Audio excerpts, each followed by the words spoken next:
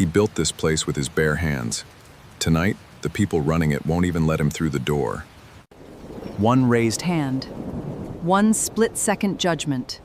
She has no idea whose restaurant she's standing in. She thinks she's protecting the room. She's about to learn exactly who she turned away, and it won't stay quiet for long. He didn't argue. He didn't explain who he was. Because tomorrow, he was coming back, and this time, everyone. By the time the whispers reach the podium, it will already be too late to undo what happened the night before. If you've ever walked into a room and felt people decide who you were before you said a single word, this story is for you. And if it moves you even a little, hit like and subscribe before we begin, because what happens next will stay with you long after the video ends. Daniel Hart had stopped being surprised by the way people's eyes moved over him a long time ago, down to his sneakers, up to his tired face, and then away. A quiet little verdict delivered in under 2 seconds. He'd seen it in hospital corridors while Claire was sick, in bank lobbies when he was applying for a business loan with grease still under his fingernails. And now, strangely enough, he sometimes saw it in the lobby of the very restaurant he owned. 3 years earlier, Daniel had been a line cook stretching every shift he could get, while his wife Claire fought an illness that no amount of determination could outrun. When she passed, he was left holding his 5-year-old daughter's hand and a grief so large he didn't know where to put it, so he built something instead. He took every cent of Claire's life insurance, every favor he was owed, and every sleepless night he had left in him, and he opened a restaurant that carried her favorite dishes, her favorite shade of green on the walls, and her name stitched quietly into the lining of every staff apron, small enough that only he ever looked for it. He named it Hart Co, and in 2 years it had grown from a 20-table dining room into one of the most talked-about tables in the city. Success, though, had a way of making Daniel invisible to his own restaurant. Staff straightened up the moment they recognized him. Servers who normally rushed suddenly had all the time in the world. It wasn't dishonesty exactly, it was performance. And performance told him nothing about what an ordinary family experienced on an ordinary night. So once a month, without telling anyone, Daniel traded his tailored shirts for an old charcoal hoodie, laced up sneakers that had seen better winters, and took Mia to dinner at their own restaurant like any other family walking in off the street. It was the only honest window he had left into his own business. And on one particular rain-soaked Thursday, that window was about to show him something he hadn't expected to find.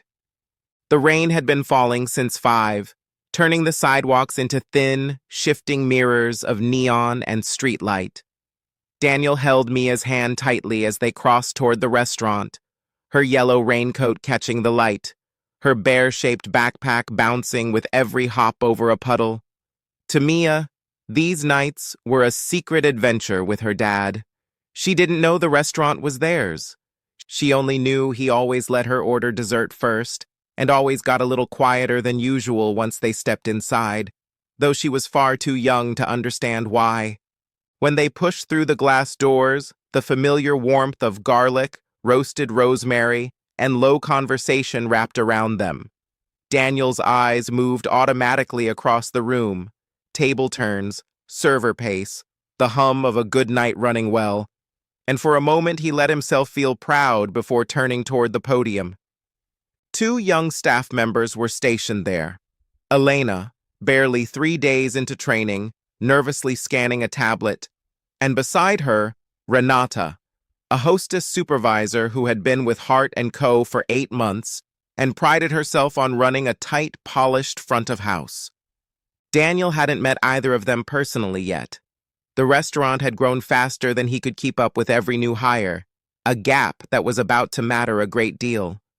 Renata looked up first, and Daniel watched her expression shift in the span of a heartbeat. Her eyes moved from his damp hoodie to his sneakers, down to Mia's soaked raincoat, and something in her posture snapped into place, rehearsed and cold. He gave her the benefit of the doubt anyway. Everyone had rough nights, and simply asked for a table for 2.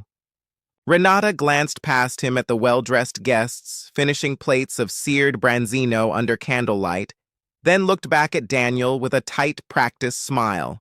She informed him, in a voice pitched just a little too loud for the nearby staff not to hear, that the dining room was completely booked and unable to seat walk-ins tonight.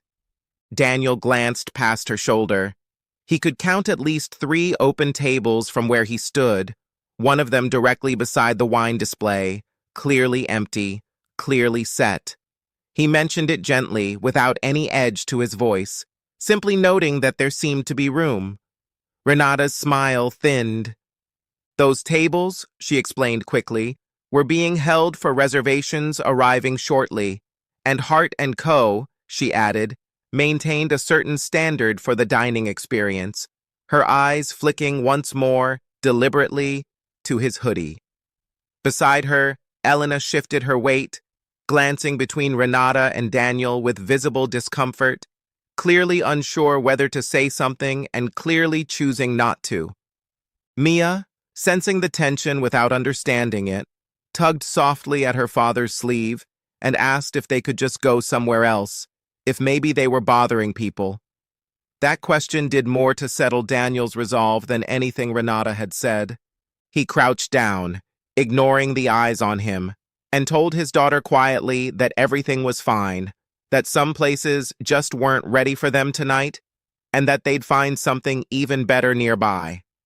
He stood, thanked Renata with a calm, genuine politeness that seemed to unsettle her far more than anger would have, and turned back toward the rain with Mia's hand in his. He didn't announce who he was. He didn't ask for a manager. He didn't raise his voice, because Daniel had built his entire adult life around one belief, that dignity wasn't something you owed an explanation to people who'd already decided not to see it. Instead, he walked Mia 3 blocks to a small dumpling shop that stayed open late, let her pick extra dumplings for dessert, and listened to her recount her day at school while rain streaked down the window beside them. He didn't mention Renata again that night. He didn't need to. By the time Mia had fallen asleep in the cab home, Daniel already knew exactly what he was going to do, not out of anger, but out of responsibility to everything the restaurant was supposed to stand for. The next morning, Daniel arrived before sunrise and pulled up the previous night's lobby footage in the back office, not looking for a reason to punish anyone, but for the truth. He watched Renata's posture change the instant she took in his clothing. He watched her gesture toward the reserved tables that, moments later on the footage, sat empty for another 11 minutes. He watched Elena's hesitation, the way she almost spoke and didn't. And he watched himself, calm and composed, walk his daughter back out into the storm. By 8, Robert Dye, the restaurant's manager, a steady presence who'd been with Daniel since the very first month Hart Co opened, found him still in the office. The footage paused mid-frame. Robert didn't need it explained twice. He sat down and asked what Daniel wanted to do. His answer surprised even Robert. He didn't want a firing. He wanted the truth to land the way truth should, not in a private office, but where it happened, in front of the people who needed to understand it. That evening, Daniel returned to Hart Co in a tailored navy shirt, hair combed, unmistakably the owner now, and took a seat at a corner table without a word to anyone about the night before. Renata seated him herself, all warm professionalism, utterly unaware. Elena, working the floor that night, poured his water with practiced ease, still not recognizing the man from the rain. Daniel let the meal unfold naturally, watching his restaurant work exactly as it should for a guest who looked the part. Then, midway through the evening, he stood, walked calmly to the small screen near the bar that displayed the day's specials, and asked Robert to play something else instead. Last night's lobby footage, time-stamped and unedited. The dining room quieted in stages as guests and staff alike turned toward the screen.